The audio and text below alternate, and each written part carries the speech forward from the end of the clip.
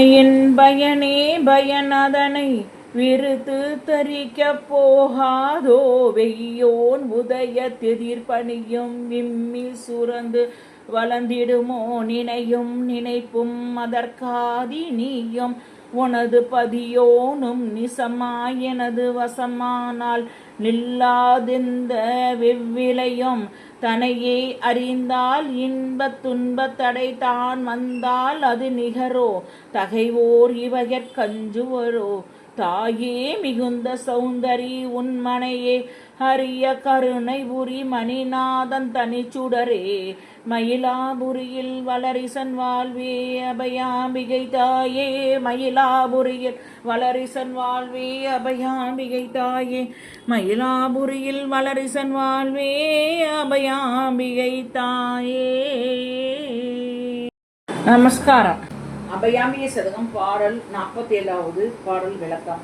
தாய் தந்தையர் தங்கள் குழந்தைகளிடம் அவர்கள் நலம் கருதி சில காரியங்களை உடனே செய்யாது தள்ளி போடுவர். அப்போது அந்த குழந்தைகள் தாயிடம் உரிமையோடு நீ நினைத்தால் இப்பவே செய்ய முடியாதா என்று வாக்குவாதம் செய்யும். அன்னையின் நண்பர்கள் அனைவருமே தங்களை குழந்தைகளாக கருதுபவர்கள். தாயிடம் இதை வேண்டுமானாலும் மனமிட்டு பேசுவார்கள். உள்ளொன்று வைத்து புறமொன்று பேசாது குழந்தைகள். உள்ளதை உள்ளபடி சொல்லும் உயர்ந்த நிலையில் இருப்பவர்கள். அதுபோல் அபயாம்பிகை பட்டர் அன்னையிடம் நீ நினைத்தால் என்னை வினையின் என்றும் அதன் விளைவுகளில் என்றும் காப்பாற்றி தடுத்து ஆட்கொள்ள முடியாதா என்று கேட்கிறார்.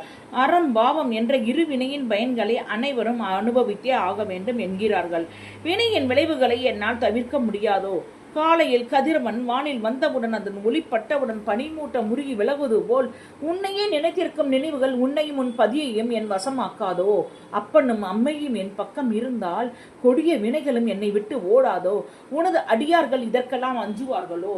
பட்டர் சிறு குழந்தை போல் தாயிடம் கேள்வி மேல் கேள்வி கேட்டு வாதாடும் காட்சியை நம் கண் முன்னால் காண்கின்றோம் என்றோ? இதுதான் சக்தி வழிபாட்டின் சிறப்பு அம்சமாகும். தெய்வத்தை தாயாக கொண்டு விட்டால் நாம் கவலைப்பட வேண்டியதில்லை. நாம் என்ன பேசினாலும் செய்தாலும் அதை மனதில் கொள்ளாது பாரபட்சம் இன்றி அனைவருக்கும் அருள் புரிபவள் அன்னை.